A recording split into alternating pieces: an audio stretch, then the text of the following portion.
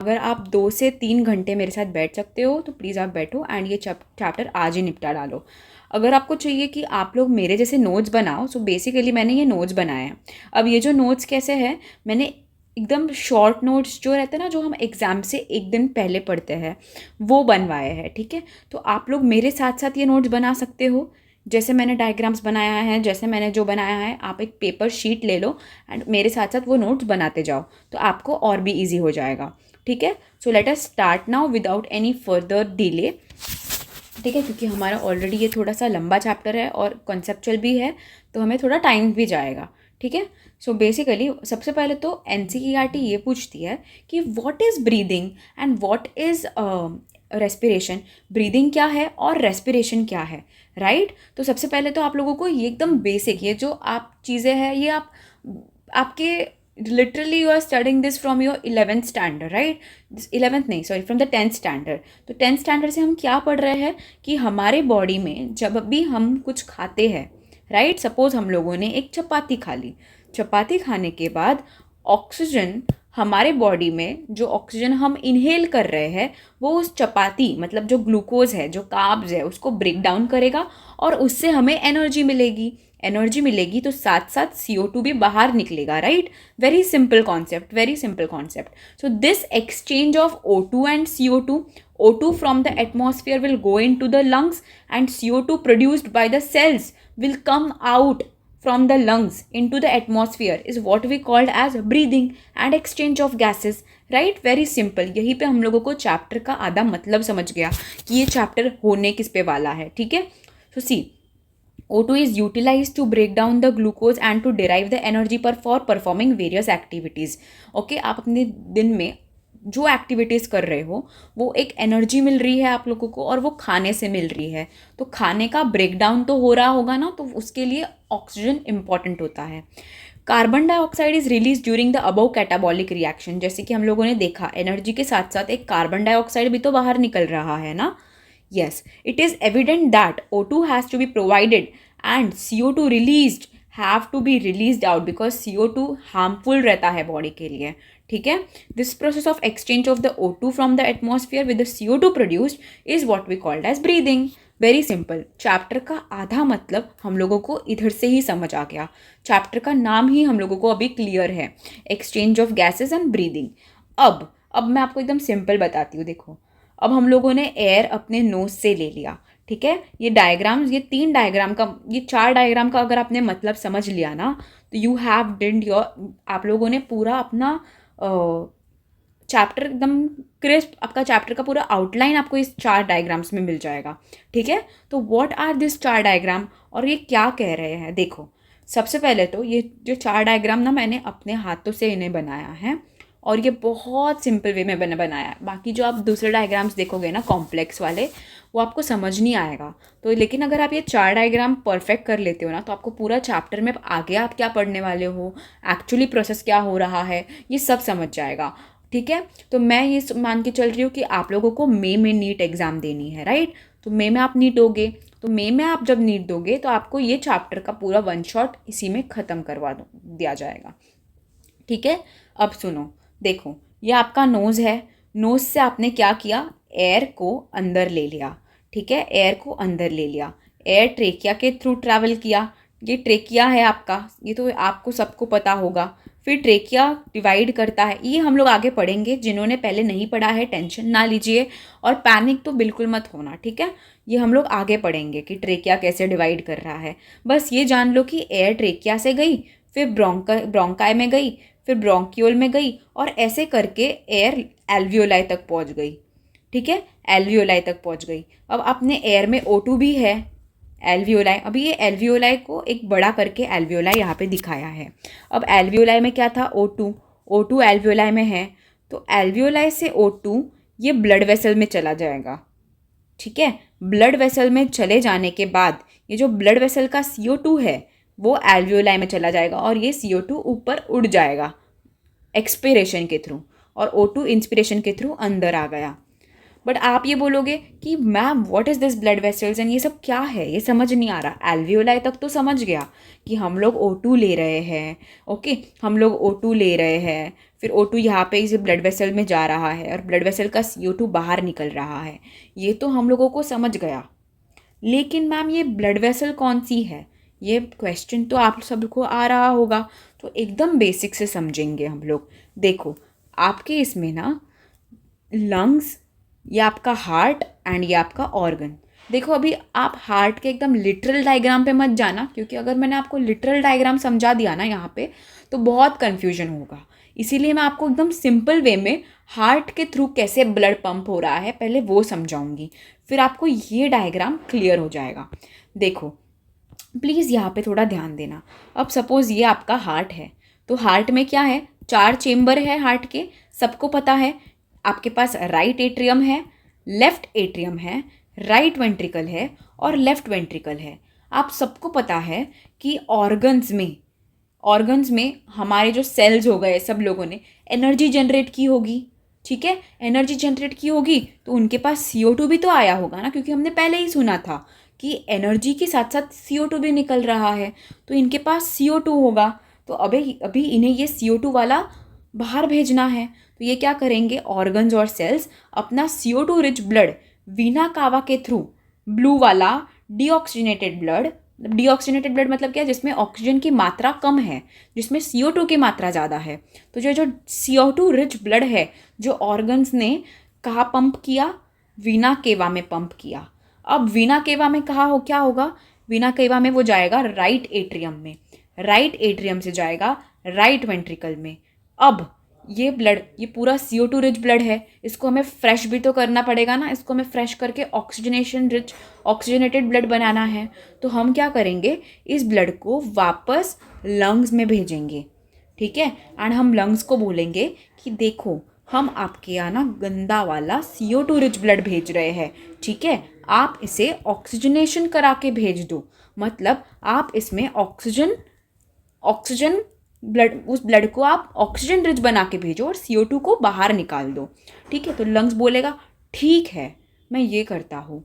तो लंग्स बेचारे ने सारा CO2 ले लिया एंड ऑक्सीजन रिच ब्लड को लेफ्ट वेंट्रिकल में भेजा, लेफ्ट वेंट्रिकल से राइट वेंट्रिकल में भेजा, सॉरी लेफ्ट एट्रियम में भेजा, लेफ्ट एट्रियम से लेफ्ट वेंट्रिकल में भेजा और लेफ्ट वेंट्रिकल से वो ऑर्गन्स में गया। अब ऑर्गन्स को मिला प्योर ब्लड, ऑर्गन्स ने फिर से ग्लूकोज का ब्रेकडाउन किया, ओके, एंड एनर्जी के साथ साथ CO2 प्रोड्यूस किया। अब ये CO2 वापस वीना केवा में जाएगा, वापस राइट एट्रियम, वापस राइट वेंट्रिकल, वापस यहाँ से लंग्स में जाएगा और बोलेगा मुझे प्योर करो। फिर लंग्स प्योर करके उसको लेफ्ट एट्रियम से लेफ्ट वेंट्रिकल से वापस ऑर्गन्स में भेजेंगे सारे कि बाबा ले लो, आपका ब्लड प्योर हो गया, अब आप करते रहो एनर्जी जनरेट।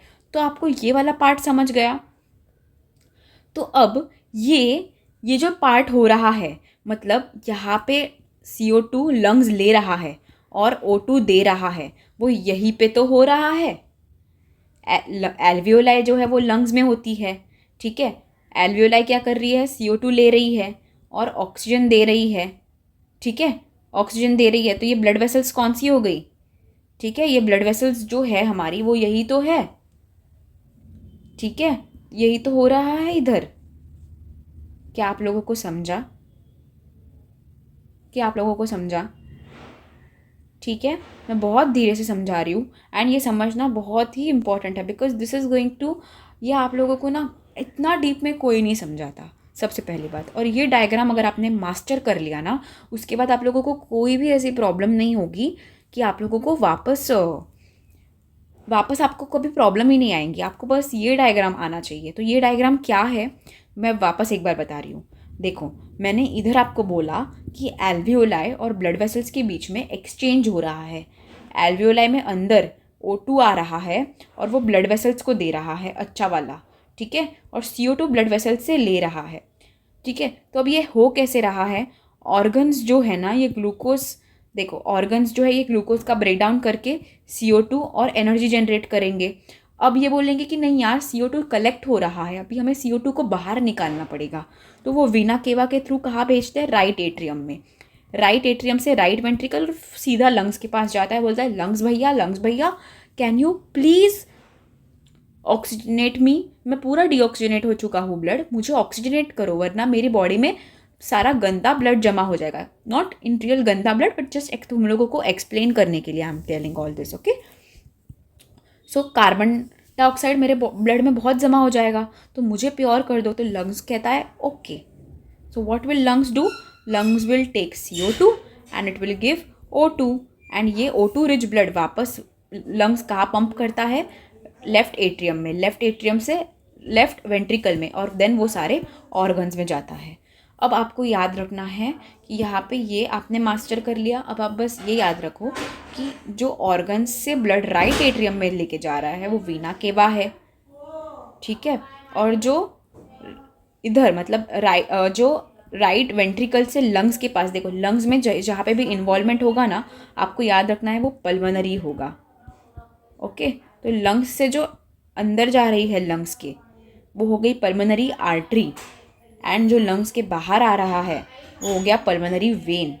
अब आप बोलोगे कि मैम ये तो आर्टरी है, तो ये डीऑक्सीजनेटेड ब्लड क्यों लेके जा रही है? तो बस ये याद रखना, यहाँ पे थोड़ा उन्होंने इन्वर्स कर दिया है, ठीक है, क्योंकि ये लंग्स के अंदर जा रही है ना, तो हमें भी पता है जो भी कोई आर्टरी अंदर जा रही है और ब्लड सप्लाई करती है उसको आर्टरी बोलते हैं, राइट. तो इसको मिस नॉर्मल में पल्मोनरी आर्टरी कह देते हैं एंड इसको पल्मोनरी वेन कहते हैं. कभी कंफ्यूज मत होना इस चीज़ में, ठीक है. एंड देन जो ब्लड को, ऑर्गन्स को ब्लड दे रही है उसको तो एओर्टा बोलते हैं, ठीक है. ये क्लियर, ये डायग्राम क्लियर एंड ये डायग्राम क्लियर. अब ये देखो ऑर्गन्स में क्या सिस्टम हो रहा है. ऑर्गन्स में आपका एओर्टा आपको सप्लाई करती है, एओर्टा, कैपिलरीज और वो सब, और ये वेन्स, वेन्यूल्स, ये सब लेके जाके वीना केवा से गंदा ब्लड लेके जाके राइट एट्रियम, ये हो रहा है. समझा ना आपको? ऑर्गन्स में ये वाला जो हो रहा है वो ये है, ठीक है. अभी तो आपको ये एक इम्पॉर्टेंट PYQ बनता है कि रेस्पिरेशन में होता क्या है. सबसे पहले तो ब्रीदिंग हो रही है, मतलब O2 CO2 का एक्सचेंज हो रहा है. एटमॉस्फेयर से O2 हम अंदर ले रहे हैं और सेल्स से CO2 को हम एटमॉस्फेयर में भेज रहे हैं. तो ये बेसिकली पल्मोनरी वेंटिलेशन बोलते हैं इसको. उसके बाद क्या हो रहा है? Diffusion of O2 and CO2 across the alveolar membrane, ठीक है. उसके बाद तीसरा, transport of the gases by the blood. तो सबसे पहले तो O2 को अंदर लिया, फिर डिफ्यूजन होगा, फिर अभी transport of oxygen, okay, by the blood. Transport of the gases मतलब ऑक्सीजन बाय द ब्लड. उसके बाद ब्लड से वो कहा जाएगा diffusion of O2 and CO2 between the blood and tissues. और बेसिकली अभी ये O2 टिश्यूज़ में जाएगा. टिश्यूज़ में क्या होगा? डिफ्यूजन होगा between the tissues and blood, and then utilisation of the O2 by the cells and release of the CO2. ये सारे स्टेप्स मैंने आपको बता दिए हैं and this is a very important PYQ of NEET.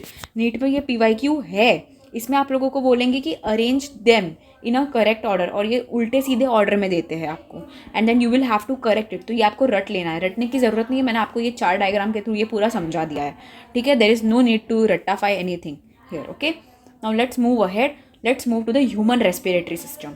अब human respiratory system is again very important. 2 minute का आप लोग ड्रिंकिंग ब्रेक ले लो एंड एक बार देख लो कि हम लोगों ने कितना अच्छे से हम लोगों ने नीट का पूरा फर्स्ट पार्ट हम लोगों ने क्लियर कर दिया है.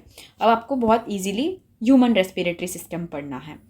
ह्यूमन रेस्पिरेटरी सिस्टम में, तो ये ह्यूमन रेस्पिरेटरी सिस्टम है, इसमें हम लोग स्टार्ट कर रहे हैं a pair of external nostrils. तो हम लोगों को ये समझना पड़ेगा कि हम लोग, देखो शुरू कहाँ से कर रहे हैं. हमें पता है हमारे पास एक, देखो ऐसे कैसे होता है यार, ये नोज़ हो गया, ये आपका एक्सटर्नल नॉस्ट्रिल जहाँ से आप क्या करोगे, एयर को अंदर ले लोगे, ठीक है. A pair of external nostrils जहाँ से आप एयर को बॉडी के अंदर लोगे. उसके बाद वो ट्रैवल कहाँ करेगी? Nasal passage. नेज़ल पैसेज से वो कहाँ आएगी? ये नेज़ल चेम्बर में. आपको नेज़ल चेम्बर दिख रहा है ना, ये रहा नेज़ल चेम्बर. ये आपका हो गया नेज़ल नॉस्ट्रिल, ठीक है. एक्सटर्नल नॉस्ट्रिल से ये आपका एक्सटर्नल नॉस्ट्रिल, देखो ये पर्पल वाला जो है ये एक्सटर्नल नॉस्ट्रिल हो गया, जहाँ से एयर अंदर आई. एयर नेज़ल कैविटी के थ्रू नेज़ल चेम्बर में गई, ठीक है. अब नेज़ल चेम्बर जो है वो एंटीरियरली जो बनाता है नेज़ल चेम्बर, ये पूरा नेज़ल चेम्बर है, तो आप देख रहे हो एंटीरियरली वो वेस्टिब्यूल बना रहा है एंड पोस्टीरियरली वहाँ पे आपको दिखेगा कॉन्का, बोन्स दिखेंगे, ठीक है. 3 बोन्स देंगे, superior concha, middle concha, inferior concha, and turbinates दिखेंगे. ओके, सो ये टर्बिनेट्स एंड कॉन्का दिखेंगे इन द चेम्बर। अब ये चेम्बर और टर्बिनेट्स और इनका सबका काम क्या है? इनका काम है to humidify the air, to remove any dust particles and to bring the air to the normal body temperature. ठीक है, तो ये समझा आपको। देखो वापस देखो, एक्सटर्नल पेयर ऑफ नॉस्ट्रल्स, वहाँ से नेजल पैसेज के थ्रू नेजल चेम्बर में गए, ये रहा आपका पूरा नेजल चेम्बर। नेजल चेम्बर जो है it is divided into anterior and posterior. Anteriorly vestibule and posteriorly turbinate and concha. ठीक है, तो ये नेजल चेम्बर के बाद आपको क्या दिखेगा? फेरिंग्स। ठीक है, फेरिंग्स दिख रहा है। अभी ये फेरिंग्स का ऊपर वाला is nasopharynx which is a part of pharynx. Oropharynx में जाएगा एयर, नेजोफेरिंग्स में जाएगी एयर, ओरोफेरिंग्स में जाएगी, एंड ओरोफेरिंग्स के बाद ट्रेकिया में जाएगी through the glottis. Glottis is the opening of trachea. ये देखो, ये ट्रेकिया हो गया एंड ये ग्लॉटिस हो गया। ठीक है, ये glottis is nothing but the opening of trachea. तो आप क्या देख रहे हो? ये एक्सटर्नल पेयर ऑफ नॉस्ट्रल्स हो गई। एक्सटर्नल पेयर ऑफ नॉस्ट्रल से नेजल कैविटी से ये पूरे नेजल चेम्बर में जाएगी, जिसका आगे वाला part vestibule of the nose है और पीछे वाले में कॉन्का एंड टर्बिनेट्स है। उसके बाद एयर कहाँ जाएगी? इधर फेरिंग्स में। What is this pharynx? Pharynx is nothing but the common passage for food and air. मतलब यहाँ से फूड लोगे और यहाँ से एयर लोगे, तो this is the common passage for food and air. तो फेरिंग्स में क्या आएगा आपका? नेजोफेरिंग्स, ओरोफेरिंग्स और लैरिंगोफेरिंग्स। ठीक है, तो अभी फेरिंग्स से एयर कहाँ जाएगी? आपका लैरिंग्स में जाएगी, और लैरिंग्स के थ्रू फिर कहाँ जाएगी? लैरिंग्स के थ्रू ग्लॉटिस, एंड ग्लॉटिस के थ्रू आपका कहा जाएगा? ट्रेकिया में जाएगा। ठीक है, फेरिंग्स के बाद लैरिंग्स, लैरिंग्स के बाद ग्लॉटिस के थ्रू ट्रेकिया में जाएगा। Is everyone clear about this? मैं वापस एक बार बता दूं कैसे ट्रैवल कर रही है एयर।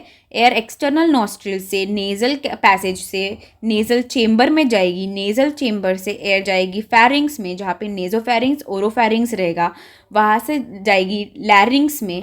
लैरिंग्स के बाद यहाँ पे glottis is a tracheal opening.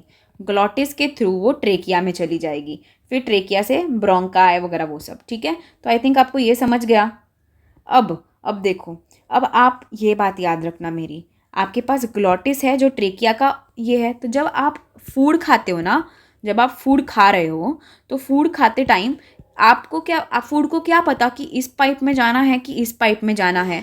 तो यहाँ पे भगवान जी ने एक मैकेनिज्म दिया है। The mechanism is the epiglottis. Epiglottis क्या करेगा? Is a cartilaginous flap. ये क्या करेगा? ये ग्लॉटिस को कवर कर देगा ऐसे फ्लैप के थ्रू। ठीक है, ये फ्लैप कैसे से नीचे आ रहा है, जैसे फ्लैप के थ्रू ग्लॉटिस को कवर कर देगा। कब? जब आप फूड खा रहे होंगे। तो फूड के पास अभी एक ही ऑप्शन बचा कि भाई मुझे तो फूड पाइप का ही ऑप्शन दिख रहा है यहाँ पे, तो मुझे फूड पाइप में ही जाना है। ठीक है, so glottis is during the swallowing covered by epiglottis. ठीक है, एंड अगेन फेरिंग्स। ठीक है, तो आई थिंक आपको ये समझ गया। उसके बाद अब देखो, अब व्हाट इज लैरिंग्स? लैरिंग्स मैंने बता दिया, it's a cartilaginous box which help in the sound production. And then trachea, it's a straight tube जिसका डायमीटर इज 2.5 सेंटीमीटर। ये रट लो, ठीक है, नीट में पूछते हैं कभी कभी। और length is 12 centimetre. Okay, extending from mid thoracic. Again this is very important in NEET point of view. NEET point of view से ये वेरी वेरी इंपॉर्टेंट है कि the trachea will divide at the level of the 5th thoracic vertebrae into the right and the left primary bronchi. ठीक है, so आप देखो, ये trachea हो गया, it is divided into right and left primary bronchi. फिर ये जो प्राइमरी ब्रोंका है it is divided into secondary bronchi. ठीक है, एक सेकेंडरी ब्रोंका है, राइट एंड लेफ्ट सेकेंडरी ब्रोंका है।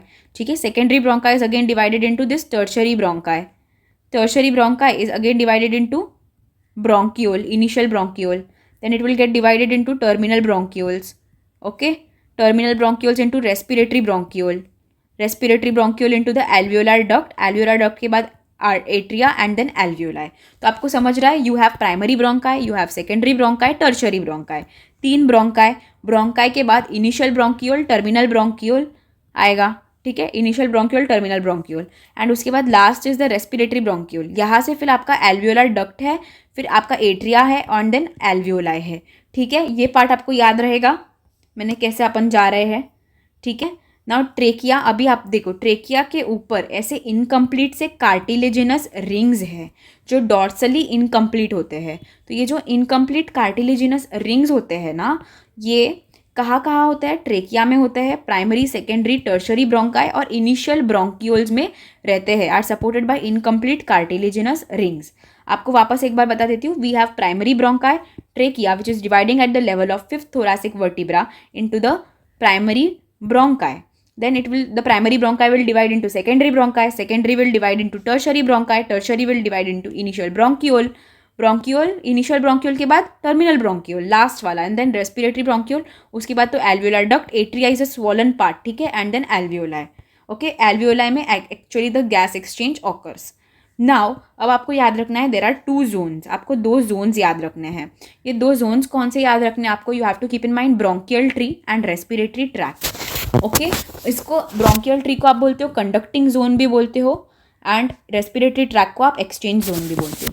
बेसिकली जो आपका ट्रेकिया है, सो बेसिकली आपको देखो, आपका एक्सटर्नल नॉस्ट्रिल से हमने शुरू किया था. एक्सटर्नल नॉस्ट्रिल से नेजल कैविटी से नेजल चेम्बर, नेजल चेम्बर से नेजोफैरिंग्स, नेजोफैरिंग्स से ओरोफैरिंग्स, ओरोफैरिंग्स से लैरिंग्स, लैरिंग्स से ग्लॉटिस के थ्रू ट्रेकिया. ट्रेकिया में primary bronchi, secondary bronchi, tertiary bronchi, initial bronchioles, terminal bronchiole. So basically terminal bronchiole तक आपका क्या होता है? यहाँ पे कंडक्टिंग जोन होता है. एक्सटर्नल नॉस्ट्रिल से टर्मिनल ब्रोंक्यूल तक आपका रहता है कंडक्टिंग जोन. कंडक्टिंग जोन का काम क्या है? एयर को ट्रांसपोर्ट कराना, या bring the air to the normal temperature, या humidify the air and clear it from the foreign particles. This is the task. Okay, लेकिन जो एक्चुअली एक्सचेंज हो रहा है गैसेस का, वो कहाँ से होता है? Respiratory bronchiole, alveolar duct and alveoli, ये 3 जगह में होता है. ठीक है, क्या क्या है 3 जगह? Very important, this is again very important, NEET में पूछे जाने वाला क्वेश्चन, नीट PYQ. ठीक है, where is the exchange zone? Exchange zone कौन सा रहता है? तो respiratory bronchiole, alveolar duct, alveoli. Usually बच्चे यहाँ पे गलती कर देते हैं, ये लोग सिर्फ एल्वियोलाई मार्क करते हैं, बट ऐसा नहीं होता. It's respiratory bronchiole, it's alveolar duct and it's alveoli. ठीक है, this is an exchange zone. I hope you are clear with this now, right? We are clear with this. Now let us first revise what we have learned पूरा अच्छे से, and then we will move to the lungs. ठीक है, तो let us first revise what we have learned. We have learn that हमारे पास external nostrils होता है. Then we have nasal passage, जो आगे की तरफ वेस्टिब्यूल होता है, पीछे की तरफ नेजल चेम्बर होता है. नेजल चेम्बर से इंटरनल नेयर्स, मतलब नेजल चेम्बर से हम जाएंगे नेजोफेरिंग्स, उसमें अंदर इंटरनल नॉस्ट्रिल्स होते हैं. इंटरनल नॉस्ट्रिल्स बोलते हैं. ठीक है, इनको इंटरनल नॉस्ट्रिल्स. और ये कौन से होते हैं? External nostrils. ठीक है, तो basically internal nostril is between the nasal chamber से लेके नेजोफेरिंग्स तक. ठीक है, उसमें इंटरनल नॉस्ट्रिल्स, तो इंटरनल नॉस्ट्रिल्स के थ्रू वो नेजोफेरिंग्स में जाएगा, फिर फेरिंग्स में के बाद ग्लॉटिस जाएगा. ठीक है, nasopharynx is a part of pharynx only. फिर ग्लॉटिस के थ्रू लैरिंग्स में जाएगा, लैरिंग्स के थ्रू ट्रेकिया में जाएगा. ट्रेकिया के बाद primary bronchi, secondary bronchi, tertiary bronchi. Tertiary के बाद टोटल पल्मोनरी ब्रोंक्यूल, सारे ब्रोंक्यूल्स ले लो. ठीक है, उसके बाद we have terminal bronchiole. Yes, this is the end of the conducting zone. Terminal bronchi is the end of the conducting zone. ठीक है, उसके बाद शुरू होता है respiratory bronchiole, alveolar duct, atria and alveolar sac. तो respiratory bronchiole, alveolar duct and alveolar sac, all of these are the exchange zone. All of these are the exchange zone. And इधर से लेके पूरा इधर तक क्या था? Conducting zone. कंडक्टिंग जोन का काम क्या हमने पढ़ा था? To humidify the air, okay, to clear the air, to bring the air to the normal temperature, okay, all of these, and to transport the air. All of this will be done by the conducting. And exchange zone का simple काम है to exchange the air between O2 and CO2. ठीक है, अब हम लोग देखेंगे कुछ एपिथेलियम्स, जो एपिथेलियम्स पढ़नी है. देखो, अभी जहाँ पे हमें एक्सचेंज करना है, ठीक है, ये हमारा हो गया alveolar duct. Okay, alveolar duct, alveoli. ठीक है, एल्वियोलर डक्ट, एल्वियोलाई, इसमें तो एकदम एक्सचेंज करना है, तो इसमें आपको एक सिंपल सी एपिथेलियम लगेगी, तो आप स्क्वामस एपिथेलियम रहती है. ठीक है, तो आप देख सकते हो सिंपल स्क्वामस से सिंपल क्यूबॉइडल एपिथेलियम आपको दिखेगी. कहाँ पे?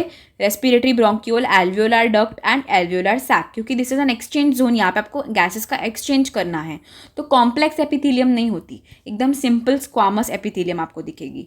लेकिन अब आपका जो ये ब्रोंक्यूल्स है दोनों, total pulmonary bronchiole and terminal bronchiole, जो कंडक्टिंग जोन है, इसमें ciliated, simple columnar ciliated, columnar में सीलिएटेड एपिथेलियम दिखेगी.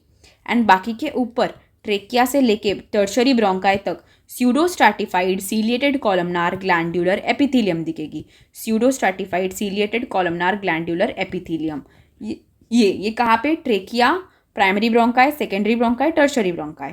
फिर ब्रोंक्यूल्स में दोनों में भी सिंपल कॉलमनार सीलिएटेड एपिथेलियम, ठीक है। और उसके बाद यहाँ पे आपको क्या दिखेगा, सिंपल क्यूबॉइडल और simple squamous epithelium. I think this is done and इतना ही आपको पढ़ना है, ठीक है। उसके बाद अब हम लोग लंग्स से शुरू करते हैं, ठीक है। Lungs is again very important, lungs बहुत ज़्यादा इंपॉर्टेंट है, ठीक है। अब लंग्स में देखो तो आई थिंक यहाँ तक आपको समझ गया है, यहाँ तक आपको समझ गया है, यहाँ तक आपको समझ गया है, और ये समझना ही इंपॉर्टेंट है। देखो यहाँ पे एक क्वेश्चन भी मैं करा देती हूँ, the structure that prevent the entry of the food into the respiratory tract, very important, it's epiglottis, okay. उसके बाद बाकी तो लंग के है।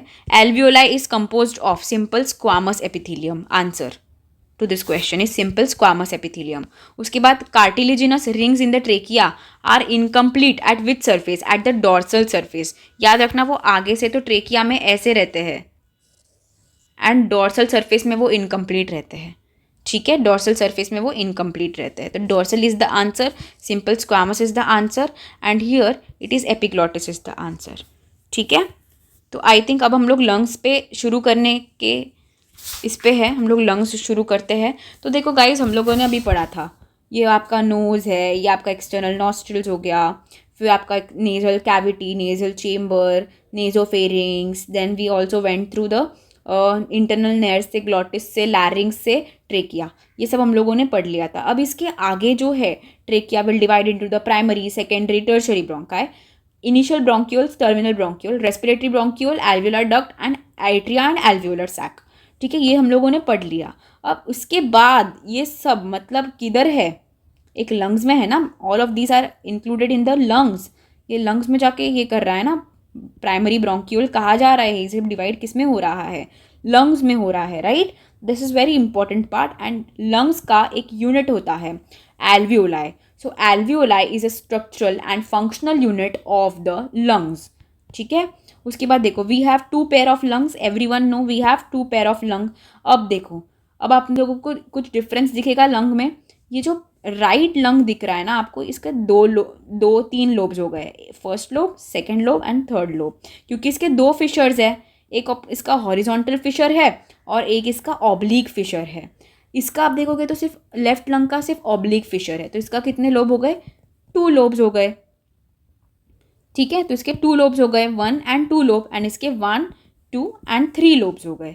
तो are we clear, see we have 2 pair of lungs, right lung which is 3 lobed and left lung which is bilobed, are we clear? And we have horizontal fissure extra which is in the right lung, okay। अभी देखो, अब आपको याद रखना है lung के बाहर outer pleura, देखो लंग्स के बाहर आपको देखना मिल रहा है प्लूरा, ठीक है। प्लूरा क्या होता है, it will prevent the, it will act as a shock absorber, ये लंग्स को पूरा एकदम लंग्स को कोलैप्स होने से बचाते हैं।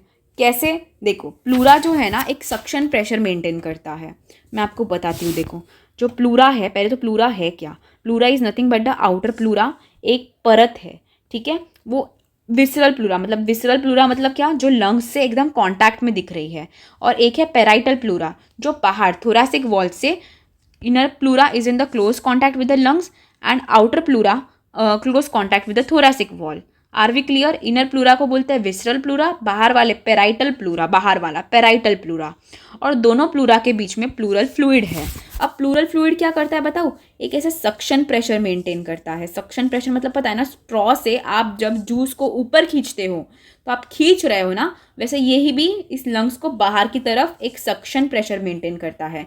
इस वजह से लंग्स ना कोलैप्स नहीं हो जाते एक्सपीरेशन के टाइम, वरना एक्सपीरेशन के टाइम लंग्स से तो सारी हवा निकल जाती है तो वो कोलैप्स भी हो सकते हैं। लेकिन ये एक kind of negative pressure maintain करता है प्लूरल फ्लूइड इस, and it will prevent the lungs from the collapse, right. जब आप एक्सपीरेशन करोगे तो लंग्स से सारी हवा निकल जाएगी, तो आइडियली ये लंग्स को पूरा ऐसे श्रिंक होके ऐसे होना चाहिए, बट ऐसा होता नहीं है। क्यों नहीं होता? क्योंकि there is a negative pressure, suction pressure, एकदम कड़क वाला सक्शन प्रेशर मेंटेन किया हुआ है बाहर की तरफ, इसीलिए ऐसा नहीं होता। और वो बाहर की तरफ कौन मेंटेन करता है? प्लूरल फ्लूइड, ठीक है, प्लूरल फ्लूइड। सो आई थिंक आपको समझ गया। Outer pleura close contact with the thoracic wall, inner pleura close contact with the lungs, and between two pleura is the pleural fluid, okay। Pleural fluid will reduce the friction on the lung surface and it will act as a shock absorber, okay। Lungs are situated in the thoracic chamber and it's an anatomically tight chamber. Again, it is a NEET PYQ. Okay, and this thoracic chamber is formed dorsally. पीछे की तरफ आपको दिखेगा vertebral column है, आगे की तरफ आपको दिख रहा है स्टर्नम है, साइड में आपको रिब्स दिखेंगे, ऐसे वाले साइड में रिब्स दिखेंगे, और लोअर साइड में डायाफ्राम दिखेगा. देखो मैं आपको यहाँ पे बना के दिखाती हूँ. लोअर साइड में आपको डायाफ्राम दिखेगा, यहाँ पे आपको लंग्स दिखेगा, यहाँ आपको स्टर्नम दिखेगा, लंग्स दिखेगा, और पीछे की तरफ आपको ऐसा वर्टिब्रल कॉलम दिखेगा. ये पीछे की तरफ है, तो पीछे की तरफ is by vertebral column, and यहाँ से पूरा रिब्स से कवर होता है. Are we clear? तो laterally by the ribs, dorsally by the vertebral column, ventrally by the sternum, and lower side by the dome shape diaphragm. Are we clear? Okay, we are clear. Now हम लोग पढ़ेंगे alveoli के बारे में. Alveoli is again very important. See देखो, ये एकदम air tight chamber है, तो अगर any change in this chamber will lead to any change in the lungs. ठीक है, उसके बाद एल्वियोलाई के बारे में पढ़ते हैं. We all know that alveoli are the structural and the functional unit of the lungs. We all know this. Alveoli are the structural and the functional unit of the lungs. What are alveoli? Alveoli are the structural and the functional unit of the lungs. Now cells कौन से है alveoli में? Type 1 pneumocytes, type 2 pneumocytes. अब type 1 pneumocytes जो है ना, ये छोटे सेल्स है. ठीक है, टाइप 1 न्यूमोसाइट्स एकदम छोटे सेल्स है, एंड ये बेसिकली एयर का एक्सचेंज कराते हैं. देखो यहाँ से यहाँ एयर का एक्सचेंज कराते हैं. और type 2 pneumocytes they are larger and smaller in number, मतलब larger and less in number. Okay, ये लार्जर तो है टाइप 2 न्यूमोसाइट्स, बट ये लेसर इन नंबर है. और ये स्मॉलर तो है, बट ये मोर इन नंबर है, एंड ये गैस एक्सचेंज कराते हैं. एंड टाइप 2 न्यूमोसाइट्स क्या सीक्रेट करते हैं? सर्फैक्टेंट सीक्रेट करते हैं. Lecithin which is nothing but a surfactant. हम लोग इस सर्फैक्टेंट के बारे में डिटेल में पढ़ेंगे, बस अभी यहाँ पे थोड़ा सा ध्यान दे दो. मैं सर्फैक्टेंट के बारे में थोड़ा सा आपको बता देती हूँ. अब क्या होगा कि यहाँ पे ना एक सर्फैक्टेंट निकलेगा जो which will be release by the type 2 pneumocytes. Okay, एक टाइप 2 न्यूमोसाइट्स क्या करेगी? एक सर्फैक्टेंट को रिलीज करेगी. ठीक है, अब ये सर्फैक्टेंट क्या होगा? देखो, जब आप सर्फैक्टेंट क्या करेगा? सरफेस टेंशन को डिक्रीज करेगा. ठीक है, सर्फैक्टेंट क्या करेगा? सरफेस टेंशन को डिक्रीज करेगा. सर्फैक्टेंट क्या करता है? सरफेस टेंशन को डिक्रीज करेगा. What is the function of the surfactant? Function of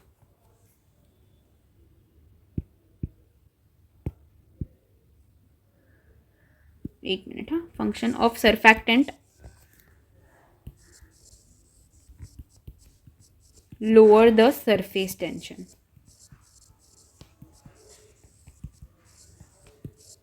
ठीक है, ये अभी मैं आपको बता देती हूँ ये सरफेस टेंशन और वो सब क्या होता है. ठीक है, इसी वीडियो में हम लोग कंटिन्यू करते हैं. सो बेसिकली हम लोग इससे रिलेटेड एक आध क्वेश्चन पढ़ लेते हैं. In human lungs, right lung is divided into 3 lobes. तो 3 lobes is the answer. Okay, and each lung is enclosed in a double membrane called as pleura. The membrane which is closely covers the lung, membrane which closely covers at the lung को closely cover करने वाली visceral pleura. Right, तो I think we are done with this part, and हम लोग continue करेंगे. ठीक है, बस आप लोग इतना पहले रीड कर लो और ब्रेक ले लो 5 मिनट का, एंड इसी वीडियो में कंटिन्यू कर रहे हैं हम लोग. ठीक है,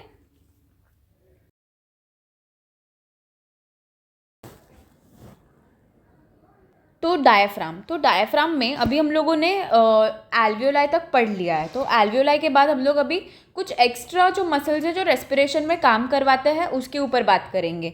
तो एक्स्ट्रा मसल्स कौन से हो गए? डायफ्राम हो गया और इंटरकॉस्टल मसल्स हो गए. ठीक है, डायफ्राम एंड इंटरकॉस्टल मसल्स. अब एक बात याद रखो, जो डायफ्राम होता है ना वो डोम शेप्ड डायफ्राम होता है. ठीक है, डोम शेप्ड मतलब सपोज ये आपके लंग्स है, राइट, ये आपके लंग्स है, इसके ऊपर एक डायफ्राम रहता है. ये डोम शेप मस्क्यूलर ऑर्गन रहता है. It will separate your thoracic cavity from the abdominal cavity. ठीक है, इसके नीचे जो स्टमक रहेगा, लीवर रहेगा, ये एब्डोमिनल कैविटी हो गई. इन सबको थोरासिक कैविटी मतलब लंग्स और रिब्स से सेपरेट करने वाला muscular organ dome shaped is known as diaphragm. Okay, अभी इसमें डायफ्राम का ना फंक्शन देख लो. डायफ्राम इंस्पिरेशन के टाइम पे जो डायफ्राम है, suppose normally diaphragm is dome shaped, ठीक है, normally diaphragm is dome shaped, but during inspiration the dome shape diaphragm will contract and form the single, मतलब ऐसा वाला शेप ले लेगा, ठीक है, विच इज़ शैलो, ओके, ये डोम शेप हो गया, this is the dome shape and this is not dome shape, ठीक है। और जब भी हम एक्सपीरेशन करेंगे तो एक्सपीरेशन के टाइम पे ये जो डायफ्राम था, जो ऐसे बन गया था, ऐसे थोड़ा बन गया था ना, वो किस में चेंज हो जाएगा, वापस डोम शेप में चेंज हो जाएगा, that is relaxation. So this is known as contraction of diaphragm which happen during inspiration and this is known as relaxation of diaphragm which happens during expiration. तो I think आपको diaphragm का काम समझ गया। It will separate the abdominal cavity from the thoracic cavity, okay, and it's a dome shaped muscular organ, separates thoracic cavity from the abdominal cavity and it is made up of the muscles called as the radial muscles. अब inspiration के time पे diaphragm will contract, dome shape से वो contraction हो जाएगा diaphragm का, and expiration के time पे जो डायफ्राम है वो ऐसे स्ट्रेट था, सीधा था, वो वापस अपना डोम शेप ले लेगा, ठीक है, रिलैक्स हो जाएगा। अब ये वाला पार्ट क्यों हो रहा है ये हम मैकेनिज्म ऑफ ब्रीदिंग में आगे पढ़ेंगे, ठीक है, तो तब तक वेट करो, अभी बस इतना इन्फॉर्मेशन ध्यान रखो, ठीक है, इतना ध्यान रखो कि इंस्पिरेशन के टाइम पे जो डोम शेप डायफ्राम होता है ना वो सीधा हो जाता है, ठीक है, और एक्सपिरेशन के टाइम पे वो वापस जो डायफ्राम है वो डोम शेप हो जाता है, ठीक है। ये इतना प्लीज़ गाइज याद रखना, ये इतना वेरी इंपॉर्टेंट, ठीक है, very important, inspiration and expiration, ठीक है, वेरी इंपॉर्टेंट चीज़ है ये। अभी इंटरकॉस्टल मसल्स पे बात करते हैं। इंटरकॉस्टल मसल्स भी इंस्पिरेशन एक्सपिरेशन में काम करवाएगा। So what do you mean bye intercostal muscles? आपको पता है आपके रिब्स है, ठीक है, सपोज ये दो आपके रिब्स है और ये दोनों रिब्स के बीच के जो मसल्स है ना, इनको बोलते हैं इंटरकॉस्टल मसल्स, ठीक है। देखो मैं यहाँ पे आपको बना के दिखाती हूँ। Suppose this is your rib, this is your rib, this is your rib, ठीक है, एंड इनके बीच के जो मसल्स है, दो रिब्स के बीच के जो मसल्स है उनको बोलते हैं इंटरकॉस्टल मसल्स। तो जब भी इंस्पिरेशन एक्सपिरेशन होगा ना, इंस्पिरेशन या एक्सपिरेशन के टाइम पे, तब ये इंटरकॉस्टल मसल्स रिब्स को आगे या पीछे लेके जाएंगे, ठीक है। ये मैं आपको बाद में वापस बताऊंगी इन मैकेनिज्म ऑफ ब्रीदिंग। अभी तो सिर्फ इतना समझना है कि the spaces between two pairs of ribs are called as intercostal spaces, whereas muscles in this spaces are called as intercostal muscles. Intercostal spaces मतलब क्या? दो रिब्स के बीच की स्पेसेस। ये देखो, ये एक रिब, ये दो रिब, इन दो रिब के बीच की स्पेसेस क्या हो गई? Intercostal space. और उसी इंटरकॉस्टल स्पेसेस में क्या है? इंटरकॉस्टल मसल्स रहती है, ठीक है। उसी इंटरकॉस्टल स्पेस में क्या होगा? इंटरकॉस्टल मसल्स रहेगा। अब इंटरकॉस्टल मसल्स जो है वो दो तरह की है, एक तो है एक्सटर्नल इंटरकॉस्टल मसल्स और एक है इंटरनल इंटरकॉस्टल मसल। हमें ब्रीदिंग में, नॉर्मल ब्रीदिंग में हम एक्सटर्नल इंटरकॉस्टल मसल्स ज़्यादा यूज़ करेंगे rather than the internal intercostal muscles, okay.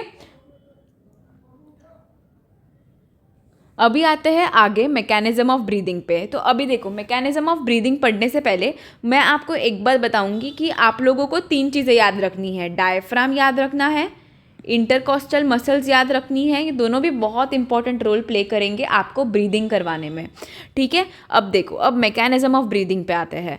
तो मैकेनिज्म ऑफ ब्रीदिंग दो तरह का होता है, एक होता है इंस्पिरेशन और एक होता है एक्सपिरेशन। एक क्या होगा? इंस्पिरेशन होगा, एक होगा एक्सपिरेशन। इंस्पिरेशन मतलब क्या? हम बाहर की जो एटमॉस्फेरिक एयर है उसको अंदर ले रहे हैं, so atmospheric air is taken in. और एक्सपिरेशन मतलब क्या होगा? Your alveolar air is released out. ये तो आपको पता होगा ना। इंस्पिरेशन मतलब क्या? एटमॉस्फेयर, बाहर से एयर को अंदर लेना है, लंग्स के अंदर लेना है, एल्वियोलाई तक के अंदर लेना है, तो atmospheric air is taken in. और एक्सपिरेशन मतलब क्या? जो एल्वियोलाई में CO2 बना है उसको बाहर वापस देना है, तो alveolar air is released out, that is what we called as expiration, right. Mechanism को ऑफ ब्रीदिंग को समझने के लिए आपको दो लॉज समझना बहुत इंपॉर्टेंट है, ठीक है। कौन से दो लॉज समझना है? मैम कौन से दो लॉज है? तो देखो, वेरी सिंपल, ये पूरा मैकेनिज्म ऑफ ब्रीदिंग आपको 5 मिनट में क्रिस्टल क्लियर हो जाएगा अगर आपको ये लॉज पता होंगे, ठीक है। What are those laws? Those laws are P is directly proportional to, और sorry, P is inversely proportional to volume. मतलब जब प्रेशर इंक्रीज होगा तब वॉल्यूम डिक्रीज होगा, और जब वॉल्यूम डिक्रीज होगा तो प्रेशर इंक्रीज होगा। ये एक लॉ आपको मैकेनिज्म ऑफ ब्रीदिंग में बहुत इंपॉर्टेंट है, और ये इसका इंपॉर्टेंस आपको बाद में समझ आएगा, ठीक है। और दूसरा लॉ क्या कहता है कि जब भी एयर फ्लो करेगी वो हमेशा हाई प्रेशर से लो प्रेशर वाले एरिया में फ्लो करेगी। तो दो लॉज आपको इंपॉर्टेंट है। कौन से दो लॉज इंपॉर्टेंट है? P is inversely proportional to volume, मतलब अगर प्रेशर इंक्रीज होगा तो वॉल्यूम डिक्रीज होगा, अगर वॉल्यूम इंक्रीज होगा तो प्रेशर डिक्रीज होगा। Air always flow from high pressure to low pressure. ठीक है, अब लेट्स अंडरस्टैंड, अभी आते हैं अपन मैकेनिज्म ऑफ ब्रीदिंग में और समझने का ट्राई करते हैं कि हो क्या रहा है मैकेनिज्म ऑफ ब्रीदिंग में। तो देखो, अगर इंस्पिरेशन होता है, इंस्पिरेशन के टाइम पे हमें करना क्या है? बाहर से एयर को अंदर लाना है। तो बाहर से एयर को अगर अंदर लाना है तो बाहर का प्रेशर हाई होना चाहिए और अंदर का प्रेशर लो होना चाहिए। अगर प्रेशर अंदर का लो करना है तो वॉल्यूम बढ़ाना पड़ेगा। वापस सुनो, अगर हमें इंस्पिरेशन करवाना है तो एटमॉस्फेरिक एयर को बाहर से अंदर लाना है। अगर एयर को बाहर से अंदर लाना है, एटमॉस्फेरिक एयर को, तो हमारे दो लॉज इंपॉर्टेंट रहेंगे।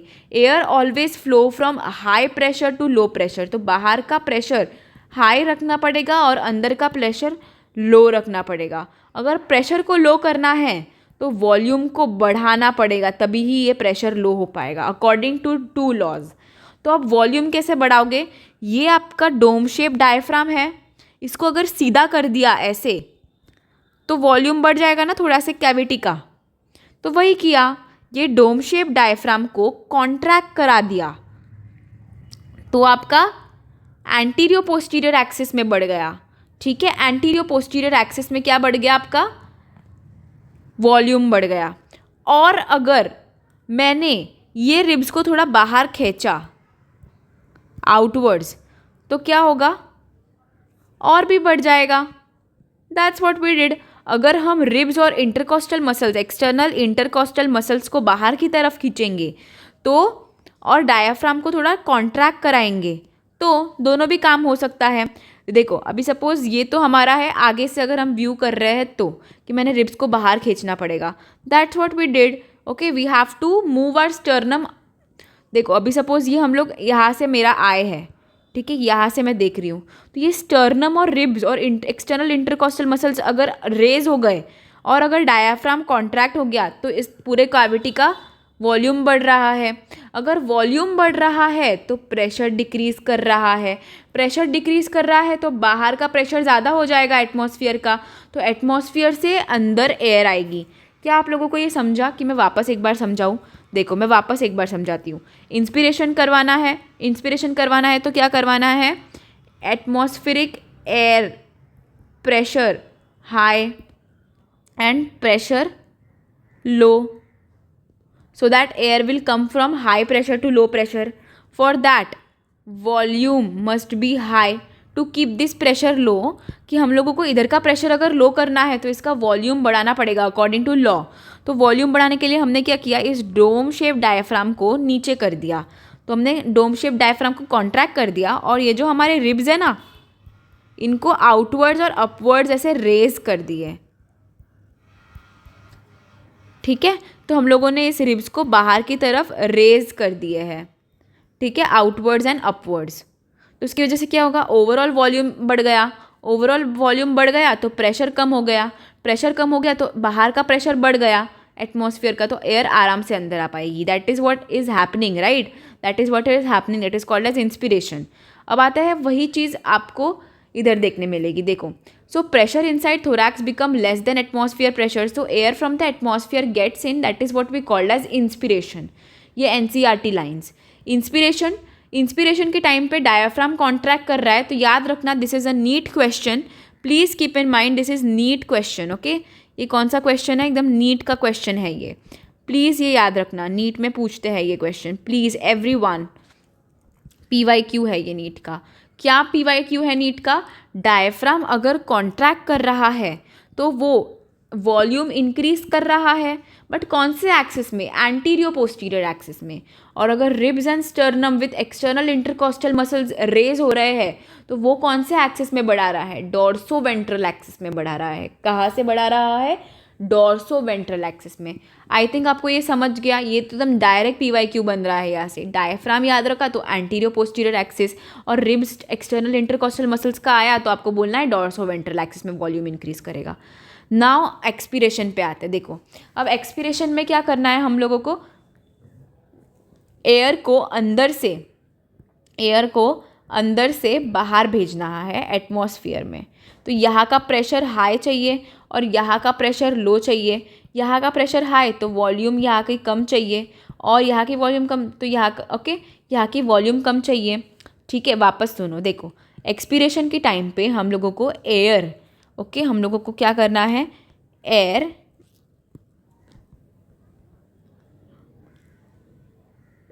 लो प्रेशर करना है। देखो एक्सपीरेशन के टाइम पे हम लोगों को करना क्या है, एयर का फ्लो अंदर से बाहर कराना है। Air from alveoli to atmosphere, lungs से एटमॉस्फेयर में भेजना है एयर को।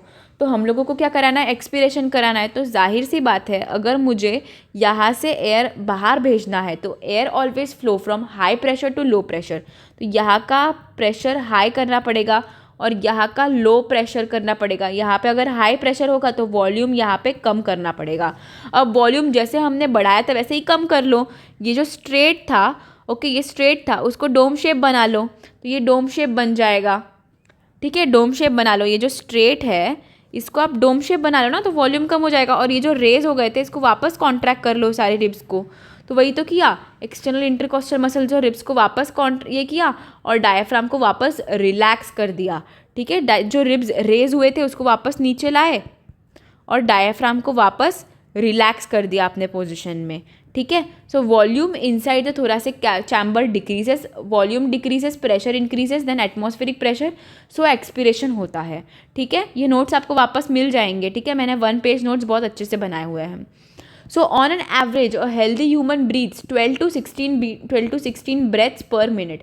आपको अभी मैकेनिज्म ऑफ वेंटिलेशन समझ गया ना, एक्सपीरेशन इंस्पिरेशन क्या होता है। आई होप आपको सबको ये समझ गया है, एक्सपीरेशन इंस्पिरेशन। ठीक है, note. So on an average a healthy human breath 12 to 16 breaths per minute. 12 to 16 breath है नॉर्मल अडल्ट करेगा। और जो इन्फेंट्स होता है ना, इन्फेंट मतलब less than 1 year of age, ये बच्चे जो रहते हैं ये 44 breaths per minute, not beats per minute, breath per minute पे रहते हैं, 44 ब्रेथ पर मिनट। ठीक है, ना what do you mean bye यूपनिया। यूपनिया मतलब क्या, नॉर्मल अडल्ट और नॉर्मल ब्रीदिंग, सब कुछ यूपनिया। ठीक है, यूपनिया मतलब नॉर्मल ब्रीदिंग चल रही है भाई, अडल्ट्स में 12 to 16 हो रहा है और जो इन्फेंट्स है उसमें 44 बीट्स पर मिनट हो रहा है। ना व्हाट इज़ ब्रैडिपनिया। ब्रैडिपनिया मतलब स्लो ब्रीदिंग, मतलब अगर 12 से 16 के भी कम है, मतलब सपोज अगर कोई अडल्ट है उसको 9 ब्रीथ्स पर मिनट हो रहा है तो इट कैन बी ब्रैडिपनिया। ठीक है, अगर हाइपरपनिया टैकिपनिया मतलब क्या, अगर किसी को 25 बीट्स पर मिनट या फिर 30 beats per minute, 40 beats per minute, breaths per minute, अगर breath per minute, this is breath per minute, तो ऐसे हो रहा है तो इसको टैकिपनिया फास्ट ब्रीदिंग बोलेंगे।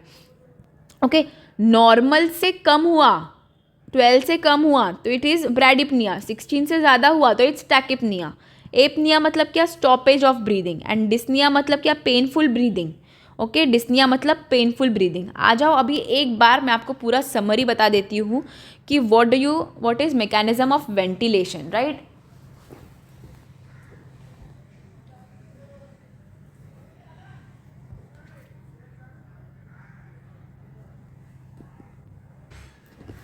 सो अभी एक बार लास्ट बार summary of mechanism of breathing पढ़ लेते हैं। ठीक है, समरी क्या है, देखो अभी summary of mechanism of breathing.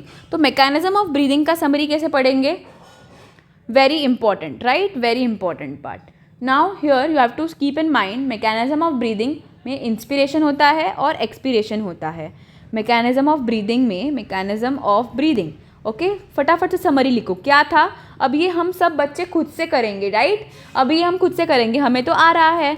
Yes, mechanism of breathing में 2 होता है, एक होता है इंस्पिरेशन, और एक होता है expiration.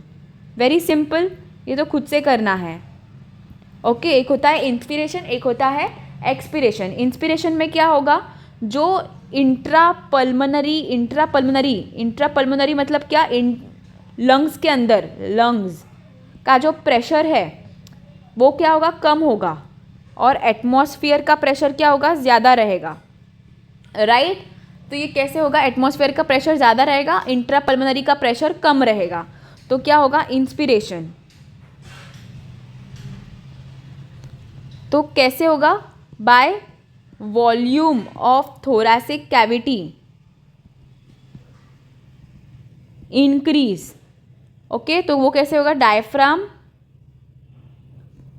Contract,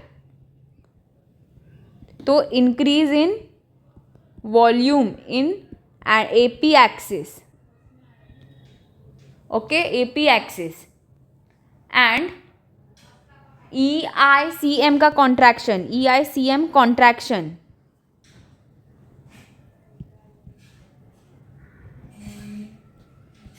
so the ribs and sternum raised, so this volume increases in dorsoventral axis, ठीक है।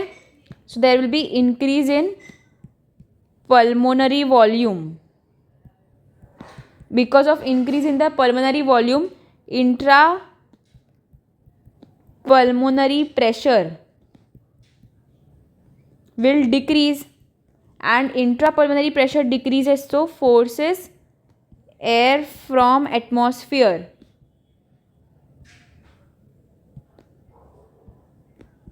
to get inside. Are we all clear with this? And for expiration, intrapulmonary pressure becomes more than atmospheric pressure, so volume, intrapulmonary volume जो है it will decrease by diaphragm relax,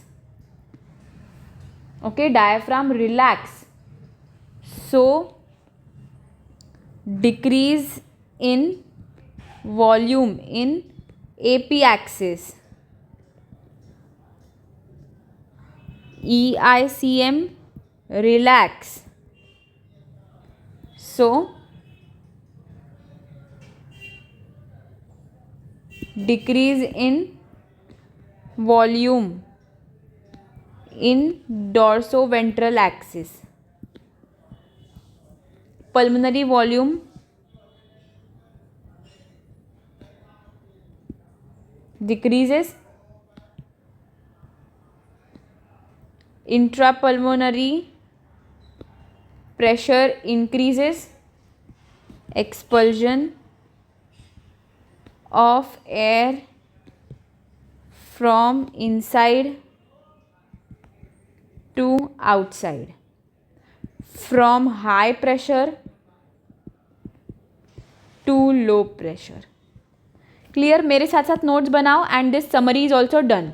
ये summary मैंने आपको दे दी है, ठीक है। किसी को नहीं समझी है ये summary, please, I have given you whole of this summary. ये सब महाभारत हम लोगों ने ऑलरेडी कर दी है। आपको डिस्निया का मतलब आना चाहिए, एपनिया का मतलब bradypnoea, tachypnoea, eupnoea, average healthy, very important NEET MCQ है ये, ठीक है। 12 to 16 breath per minute, not beat per minute, it's breath per minute, okay. Now let us learn about the respiratory volumes and capacities, again very important thing, okay, respiratory volumes and capacities. तो पहले ये पढ़ने से पहले ना मैं तुम लोगों को एक ग्राफ दिखाती हूँ। ये ग्राफ को आप सब अच्छे से देखना, ठीक है। आप ये देखो, आप नॉर्मल और मेरे पेन की तरफ देखो और ग्राफ के तरफ देखो, बस आपको पूरा रेस्पिरेटरी कैपेसिटीज़ और वॉल्यूम्स आराम से आ जाएगा, ठीक है। सिर्फ आपको क्या करना है, मेरे पेन के यहाँ देखना है। अब देखो, आप लोगों ने नॉर्मल ब्रेथ इन किया एंड ब्रीद आउट किया, ठीक है। तो normal breathe in inspiration, normal breathe out expiration. So basically यही normal breathe in breathe out को हम क्या बोलते हैं, टाइडल वॉल्यूम बोलते हैं। एंड ये कितना होता है, 500 ml। कितना होता है, 500 ml, ठीक है। अब 500 ml, तो देखो ये what is tidal volume. Tidal volume क्या है, it is the amount of the air inspired during normal breathing. One breath is 500 ml tidal volume, ठीक है, it is a amount of the air inspired और expired during normal breathing. So it is nothing but the amount of the air expired और inspired during a normal breathing and it is 500 ml. ठीक है, 500 ml in one breath. एक breath में 500 ml है. सो 1 minute में क्या होगा, 12 to 16 breath होते हैं. सो अगर हमें कैलकुलेट करना है कि 1 मिनट में कितना टाइडल वॉल्यूम है, तो अगर 1 मिनट में 12 to 16 ब्रेथ है और अगर एक ब्रेथ में 500 ml है, तो हम क्या करेंगे, मल्टीप्लाई नहीं करेंगे. तो 12 में अगर कैलकुलेट करना है तो 12 इंटू 500 और 16 ब्रेथ में कैलकुलेट करना है तो 16 इंटू 500. तो एक मिनट में कितना हो सकता है, 6000 to 8000 ml टाइडल वॉल्यूम हो सकता है एक मिनट में. ठीक है, तो tidal volume is the amount of the normal amount of the air inspired और एक्सपायर्ड वाइल नॉर्मल ब्रीदिंग. ठीक है, normal breathing. So a healthy man can inspire about 6000 to 8000 ml of the air per minute. तो क्या आपको ये समझ गया, tidal volume में क्या किया हमने, एक नॉर्मल इंस्पिरेशन किया यहाँ तक एंड देन नॉर्मली एक्सपायर किया. ठीक है, देखो नॉर्मल इंस्पिरेशन किया यहाँ तक एंड देन नॉर्मली एक्सपायर किया. ठीक है, तो इसमें हम लोगों ने कितना 500 ml याद रखना है, 500 ml पर ब्रेथ. ठीक है, उसके बाद देखो, उसके बाद आप आगे बढ़ो. उसके बाद जब आप आगे बढ़ोगे तो आपको ये भी टाइडल वॉल्यूम दिखेगा. उसके बाद आप देख रहे हो कि इसने इंस्पायर तो किया पर एक्सपायर नहीं किया.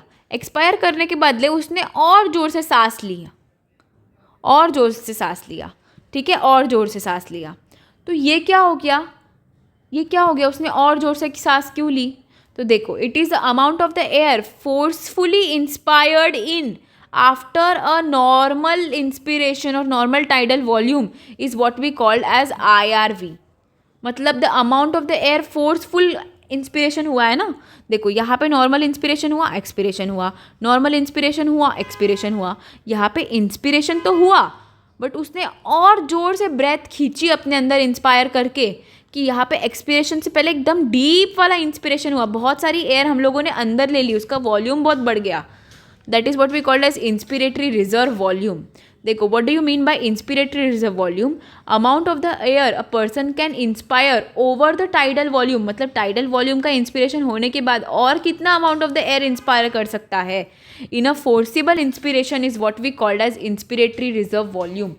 ठीक है, ओवर मतलब इसमें क्या होगा कि after tidal volume inspiration, after an inspiration, after a normal inspiration, the amount of the air a person can inspire in extra amount by forcible inspiration is what we called as inspiratory reserve volume, and it is 2500 to 3000 ml. Are you clear? Am I clear? Sorry, am I clear? Are you clear? क्या बोल दिया, am I clear? Am I clear? क्या होता है. So normal inspiration, normal expiration. देखो इसमें जितना आपको टाइम लगाना है ना लगा लो, क्योंकि this is very important topic, very very important topic. ठीक है, सो नॉर्मल इंस्पिरेशन हो रहा है, नॉर्मल एक्सपिरेशन हो रहा है, नॉर्मल इंस्पिरेशन हो रहा है, नॉर्मल एक्सपिरेशन हो रहा है. बट यहाँ पे नॉर्मल इंस्पिरेशन तो हुआ but the extra amount of the air was taken in the lungs due to forcible inspiration. That is what we called as IRV, inspiratory reserve volume.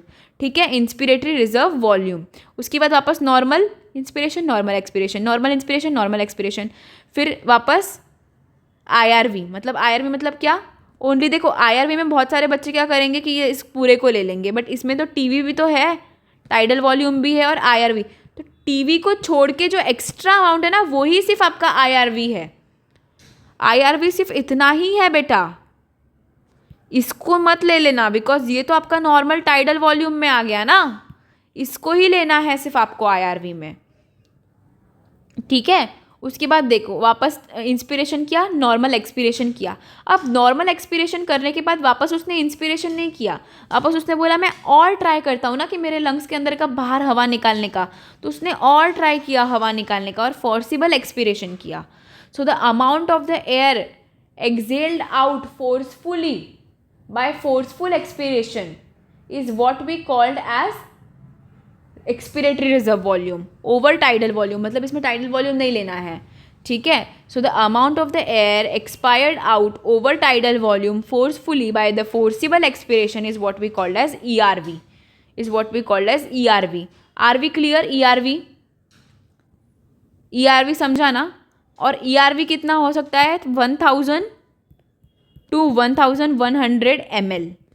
Clear? So the extra amount of the air that is forcibly exhaled out over a tidal volume after a normal expiration is what we called as expiratory reserve volume. Okay, after a normal expiration, the amount of the after a normal expiration, the amount of the air forcibly exhaled out, okay, is what we call as expiratory reserve volume. Okay, expiratory reserve volume, inspiratory reserve volume. After a normal inspiration, the extra amount of the air that is forcibly inspired inside is what we call as inspiratory reserve volume. This is what we call as expiratory reserve volume. Clear? अभी देखो, अभी some amount of the air remains in the lungs even after the forceful expiration. That is what we call as residual volume. Okay, it is the amount of the air that remains in the lungs. There is some amount of the air that will remain in the lung. Even आप कितना भी forcefully expire करोगे ना, there will be some amount of the air that will remain in the lungs even after the forceful expiration. That is what we called as the residual volume. Okay, that is what we called as residual volume. तो आपको 3-4 चीज़ें अच्छे से याद रखनी है. Residual volume कितना है? 1100 to 1200 ml. ठीक है, this is what we called as residual volume. The amount of the air remaining in the lungs even after the forceful expiration is what we called as residual volume. तो अभी आप इसी से समझ सकते हो. आपको मैंने 4 इंपॉर्टेंट चीज़ें बताई किसमें, वॉल्यूम्स में. ये हम लोगों ने वॉल्यूम्स पढ़े. तो वॉल्यूम्स में सबसे पहले तो क्या था? Tidal volume. कितना होता है? 500 ml रहता है. एक ब्रेथ में याद रखना है. ठीक है, एक ब्रेथ में 500 ml. कैसे?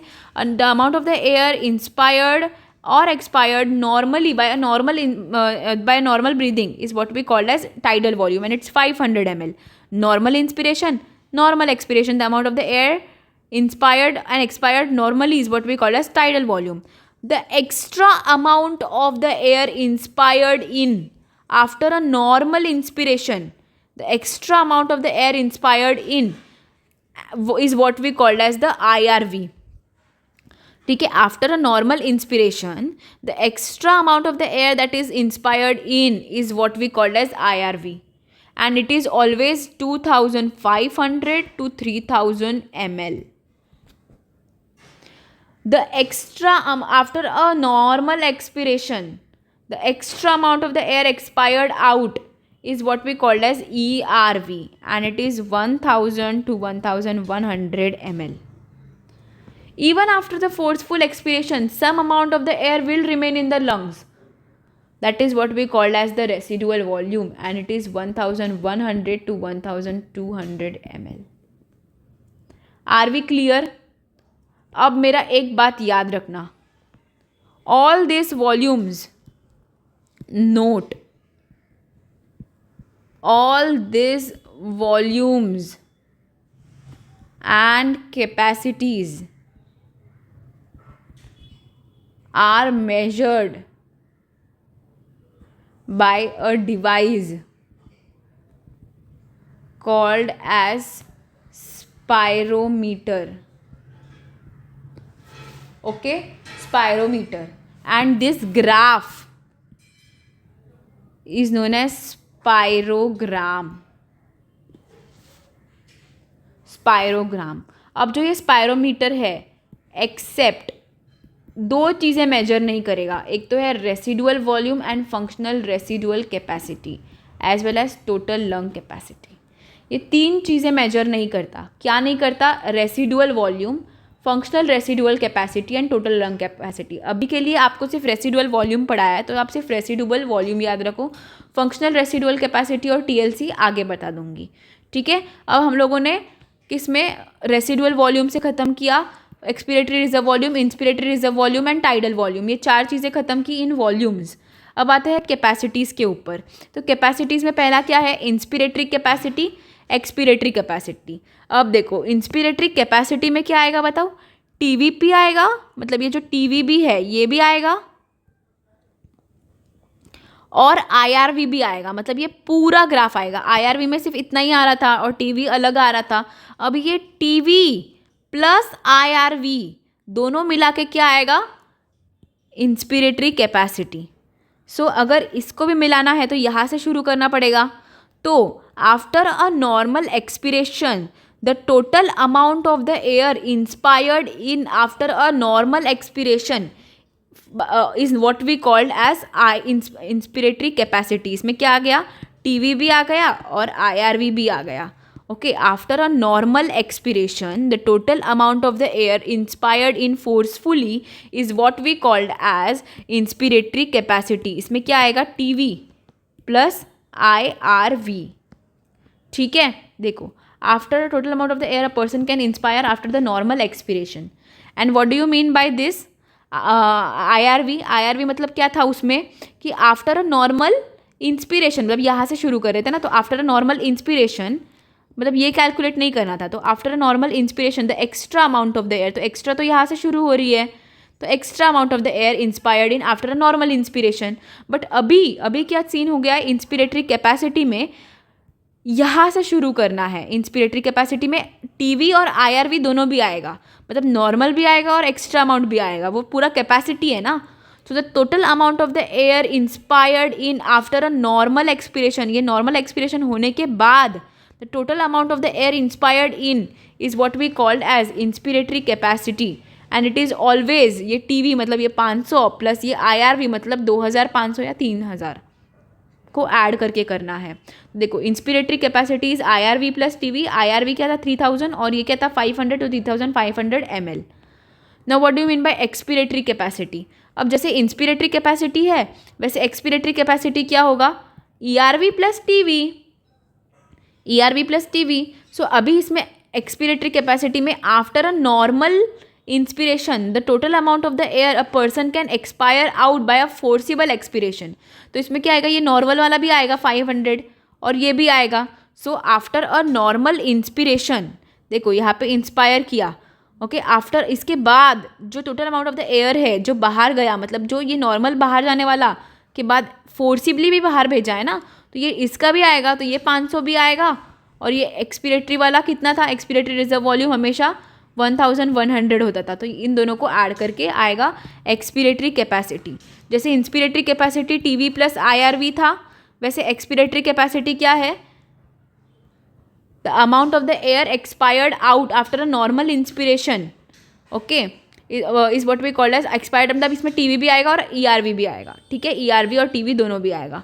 Now what do you mean by functional residual capacity? Functional residual capacity, so functional residual capacity is nothing but ERV plus RV. ये नीचे वाला ग्राफ का सब, ठीक है. ERV plus RV is functional residual capacity. The total amount of the air, okay, that remains in the lung after a normal expiration. Okay, see, the total amount of the air remaining in the lungs after a normal expiration. So आपने normal expiration किया, उसके बाद air में lungs में कितनी air बच गई? एक तो ईआरवी वाली बच गई और एक आरवी वाली बच गई. तो the total amount of the air remaining in the lungs after the normal expiration is what we called as functional residual capacity. Functional residual capacity में आएगा ईआरवी प्लस आरवी. देखो, फंक्शनल रेसिडुअल कैपेसिटी है, उसमें क्या आएगा? The amount of the air remaining in the lungs after a normal expiration, जिसमें आएगा ERV plus RV. ERV 1000 है और ये 1200, तो ये इतना आएगा. एक्सपिरेटरी कैपेसिटी क्या थी? TV plus ERV. Inspiratory TV plus IRV. ये सबको याद रखनी है. और टोटल लंग कैपेसिटी मतलब क्या हो गई? टोटल लंग कैपेसिटी मतलब ये भी हो गया, ये भी हो गया, ये भी हो गया और ये भी हो गया, चारों को ऐड करना है. मतलब IRV plus TV plus ERV plus residual volume. So it is nothing but total amount of the air in the lungs after a deep inspiration. एक डीप इंस्पिरेशन लेने के बाद अभी आपके पास कितना अमाउंट ऑफ द एयर बच रहा है लंग में? तो ये आईआरवी बच रहा है, ये टीवी बच रहा है, ये ईआरवी बच रहा है, ये residual volume. After a deep inspiration how much amount of the air remaining in the lungs is what we called as total lung capacity. ठीक है, तो टोटल लंग कैपेसिटी याद रख लो. ठीक है. Now what is vital capacity? Now vital capacity, देखो vital capacity में क्या है? It is the amount of the air that can be. अभी वाइटल कैपेसिटी में याद रखना है, इसमें आएगा IRV plus ERV plus TV. The amount of the air that can be expired by most forceful expiration after deepest inspiration. So it is IRV plus TV plus ERV. So after a maximal deepest inspiration, the total amount of the air that can be forcefully expired is what we called as the vital capacity.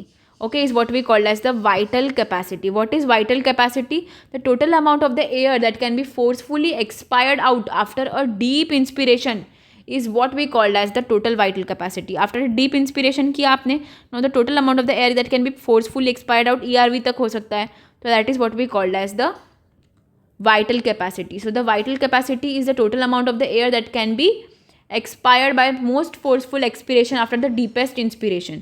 इसमें vital capacity will be IRV plus ERV plus TV. ये तीनों को add करना है, जो answer आया वो आया, और टोटल लंग कैपेसिटी मैंने आपको बता दी है. ठीक है, मैं एक बार वापस बताऊँ आपको, यहाँ पे एक बार समरी बता देती है. चलो समरी कर लेते हैं. समरी कैसे होगा,